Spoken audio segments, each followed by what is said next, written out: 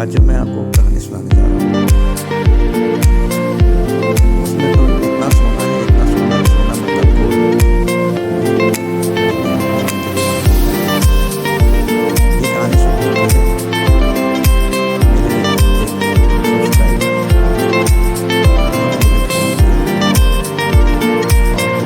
मेरा चिल्ला बाबा जी आप जो भी आ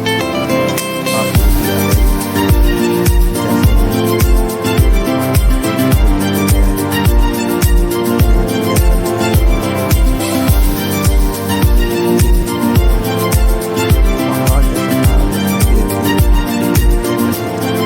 जैसे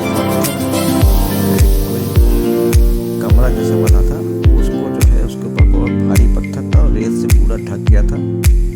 उसके अंदर सोना था। तो उन्होंने कहा कि सोने को निकालना मुझको, वो मैं दिल्ली में मेरा शिष्य रहता है, तो उसको ले गया जैसलमेर। हमारे बताए मतलब विधि विधान से उसने पूरा किया। अब जो मुसीबत आई है, जब उसका पूरा जो है इतना भारी पत्थर उसके ऊपर लगा हुआ था, उसको किसी तरह से हटाया गया, भीतर इन लोग की आंखें फट गई। बोरों में, संदूकों में सोने के सिक्के, सोने की सिल्लियां भरी पड़ी।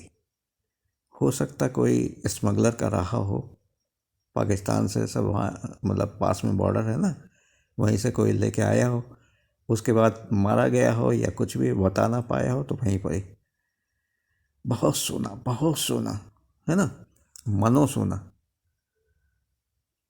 तो जो है, जब बेचारा वो, अब जैसे ही उसको निकालने की कोशिश की, अरे भैया वो सब भुर भुर भुर भुर करके सब खत्म, मतलब मट्टी बन गया। जितने भी हड़िया में, इसमें बोरों में, सब में रखा, सब में से निकालने की कोशिश की, लेकिन सब मट्टी के। तो उन्होंने बड़ी मुश्किल से फिर हमको फ़ोन किया, तो मैंने बताया कि ऐसा ऐसा करो। उसने वैसा वैसा किया, तो वो जो है, खैर वो बच गया। अब जो है, उसने, जिसने मतलब उसको बुलाया था, उन्होंने तो इसको विदा कर दिया, है ना, कि जाइए भैया। दिल्ली उसको भेज दिया, बाई प्लेन भेज दिया। और लेकिन इसने चुपके से जो है, एक सोने का बिस्किट था, उसको रख लिया था। तो जब जो है सोने का बिस्किट लेके मतलब वहाँ पहुँचा दिल्ली, उसके बाद वो वहाँ के मार्केट में गया। सोने का बिस्किट जब दिया, तो उस समय भी जो है सोना बहुत ही महंगा चल रहा था। तो सोने का बिस्किट उसने दिया, सर्राफ ने देखा, बहुत ऊंचे दर्जे के सर्राफ थे, देखा तो कहा कि इसके इतने पैसे होंगे, है ना। तो सर्राफ ने जो है पूरा सोने का दाम जो उस समय था करके, उसको सब मतलब 500 रुपए की गड्डियाँ सब देने लगे सर्राफ उसको। तो उसके पास बहुत सारे। फिर जैसे ही सर्राफ ने उठाया सोने का तौल के बाद रखने के लिए, वो भूर भूर भूर करके मट्टी हो गया। और जितने सर्राफों ने कहा कि तुमको हम अभी बंद करा देंगे, है ना, और तुम ऐसे हम लोग को बेवकूफ़ बना के वो कर रहे हो। ये मट्टी का है, उसके ऊपर पीले रंग का पोत के ले आया, सोना बना दिया। इसके पहले सर्राफ ने उसको घिस घिसा के सब देख लिया था, प्योर सोना था। लेकिन अब अपनी बेइज्जती कैसे कराएगा और रुआब भी मारेगा। तब उसने कहा नहीं, आपने तो देखा था सब कसौटी पर घिस घिसा के। कहता हाँ देखा था, सोना था, लेकिन ये क्या, या तो कोई जादू मंतर है या कुछ है। तो फिर सर्राफ से उसमें नोक झोंक होने लगी। फिर सर्राफे ने कहा ये लो। सर्राफे ने उसको 20,000 रुपये दिए। कहा यहाँ से चुपचाप भाग जाओ, है ना, जब कभी तुम्हारा सोना ठीक हो तो आ जाना, तो इसमें जितने बचे होंगे वो पैसे भी दे देंगे, हमें को भेज देना। तो वो भैया दिल्ली में, उसने हमको फ़ोन किया कि ऐसे ऐसे। मैंने कहा तुम ऐसा करो, तुम्हारे जो कॉन्टेक्ट जो ले गए थे उनसे फ़ोन करो कि वो उसको बिल्कुल छुए ना, जहाँ है वहीं रखे रहने दे, मैं आऊँगा पूजा करूँगा। तो उन्होंने कहा ठीक है। तो मुझको वही वो उन्होंने फ़ोन किया, उन्होंने कहा ठीक है। तो उन्होंने मुझको जैसलमेर आने का पूरा, आने जाने का दोनों किराया, हवाई जहाज़ का वो कर, जहाँ तक भी हो है। तो उन्होंने वो कहते कि उनका कहना था कि जैसलमेर में जो किला है तो वहीं पर जो है वही मेन गेट के पास खड़े रहेंगे, वही आके हमको वहाँ से ले जाएंगे जहाँ पर सोना है। जैसलमेर में पहुँचा, जैसलमेर के किले के पास बहुत गर्मी थी। समझिए जून का महीना था। मैं जूता इतना मोटा पहने था सोल वाला, लेकिन मेरे जूता जैसे मेरे पैर जल रहे हो। बहुत तेज प्यास भी लगी थी। अचानक मेरे पास जो है एक बड़ी सी गाड़ी, जो शायद रेत वेत में चलती है, मोटे मोटे पहिए थे, पता नहीं कौन सी गाड़ी थी, वो आके रुकी। उसमें से दो लोग निकले, उन्होंने हमारे पैर छुए। आप बाबा अनिल? हमने कहा जी। कहें चलिए। तो मैंने कहा चलेंगे, लेकिन मुझको एक तो प्यास लगी, दूसरा भूख भी लगी है। तो कहने गुरु जी चलिए। तो फिर वहीं किले के पास बहुत सारे ढाबे टाइप के बने थे, वहाँ जाके उन्होंने जो है बहुत बढ़िया, मतलब जो है ये मटन मटन करी और रोटी ये हमको खिलाई। खूब भरपेट खा के, और जो है क्या कहते हैं, ठंडा जो कोल्ड ड्रिंक होती है, ठंडी बिल्कुल कोल्ड ड्रिंक हमको पिलाई, और सफ़र के लिए और पानी ले लिया। और फिर हमको बैठाया, चारों तरफ रेत के टीले और बिल्कुल गर्मी। और वो जो है हमारे मतलब सर के ऊपर उन्होंने मोटा सा एक चादर जैसे लपेट दिया, और आँखों में चश्मा के ऊपर भी उन्होंने एक और वो लगवा दिया। कहा चलिए, है ना, अब आपको धूप परेशान नहीं करेगी। एसी गाड़ी थी। दनदनाते हुए चलते चलते चलते चलते चारों तरफ टीले, और कहीं कहीं पर क्या कहते हैं कैक्टस जैसे पेड़ नज़र आ रहे थे। जब मैं जैसलमेर के किले की तरफ किले से वो हो रहा था, तो मैंने कहा सूरज की किरणें जब उस पर जैसलमेर के किले पर पड़ रहे थे तो ऐसा लग रहा था जैसे पूरा सोने का बना हो, चमचमा रहा था पीले रंग से।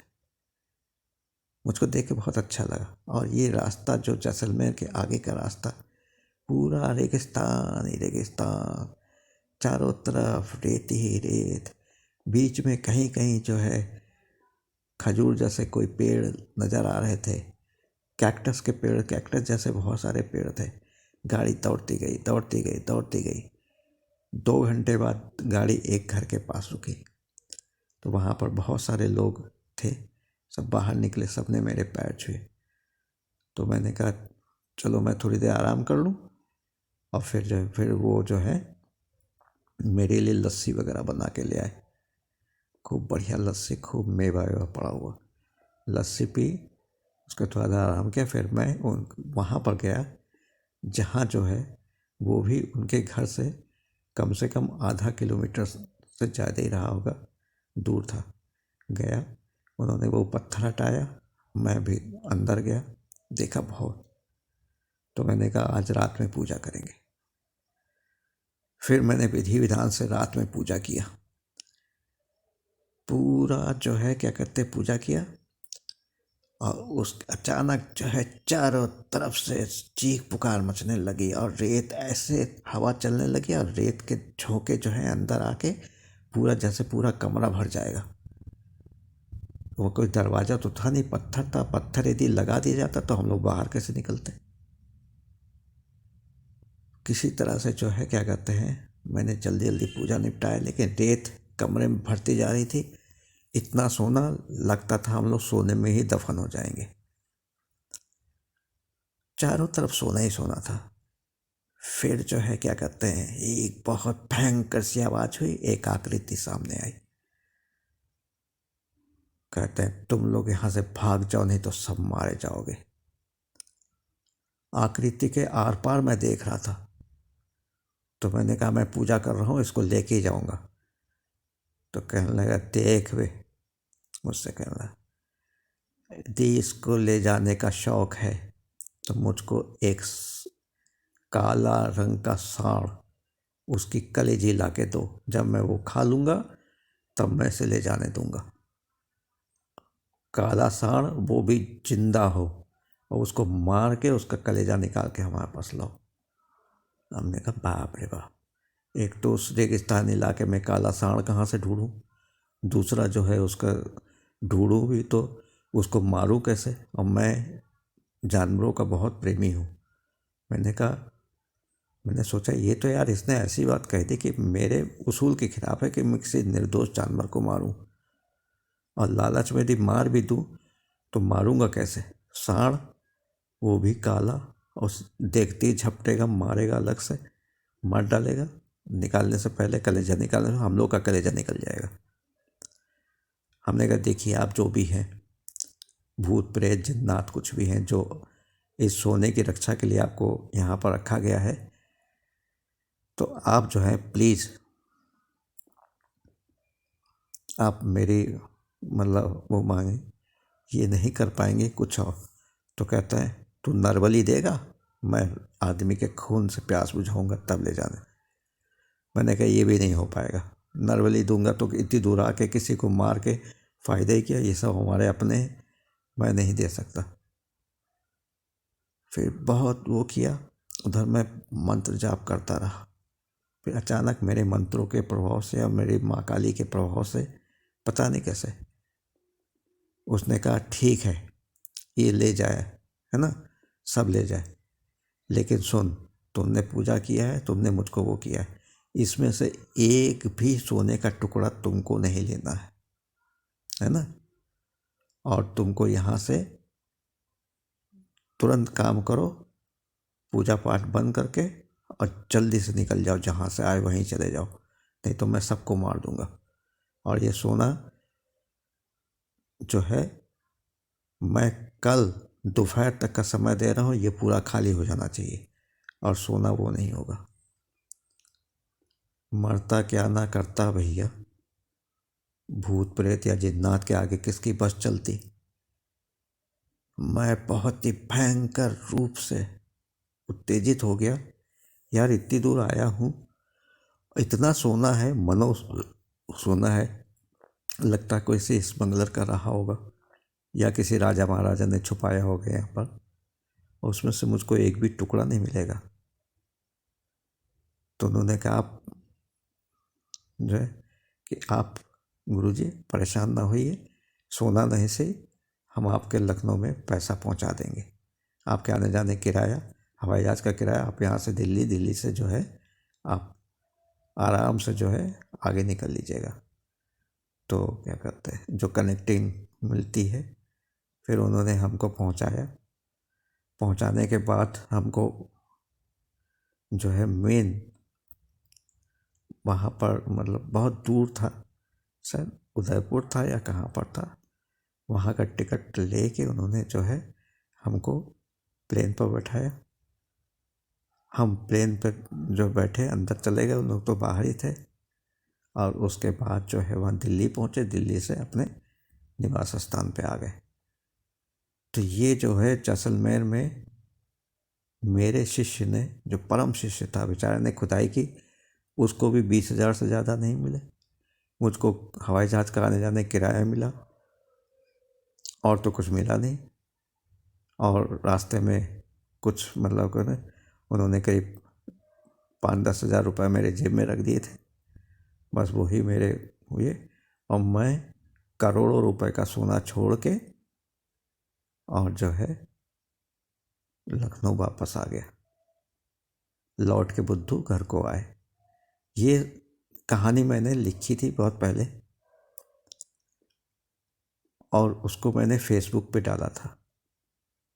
तो यदि फेसबुक वाली कहानी पूरी पूरी मैं आपको बताता तो बहुत टाइम लग जाता, मेरा वीडियो बहुत बड़ा हो जाता, इसलिए मैंने उसको संकोचवश ज़्यादा नहीं किया, और बस जो है क्या कहते हैं, मैं इसको जो है बस इतना ही कह सकता हूँ कि पराई नारी पराया धन कभी भी आंख उठा के ना देखो, नहीं तो आंखें फूट जाएंगी, साथ में किस्मत भी फूट जाएगी। नमस्कार, जय हिंद, जय भारत। सोना ही सोना, ये फेसबुक पर मैंने डाला था बहुत पहले। यदि कभी दिखाई पड़े तो समझिए मेरी ही रचना है, मेरे ही सब काम है। और मैं अपने शिष्य को भी धन्यवाद देता हूँ कि उसने इस एडवेंचर में मुझको अपना सहयोगी बनाया और मैंने भी वही किया। नमस्कार, जय हिंद, जय भारत। आप लोग खुश रहिए। कल मौनी अमावस्या है, दिन भर मौन व्रत रह के दान पुण्य करिएगा। और उसके बाद जो है 2 फरवरी से गुप्त नवरात है। मेरे जो भी प्रिय साधक हैं, मेरे शिष्य हैं, वो हैं, तो मुझसे संपर्क करें और इस नवरात्र के विधि विधान से पूजा करने की विधि पूछ लें। नमस्कार, जय हिंद, जय भारत। आपको आशीर्वाद।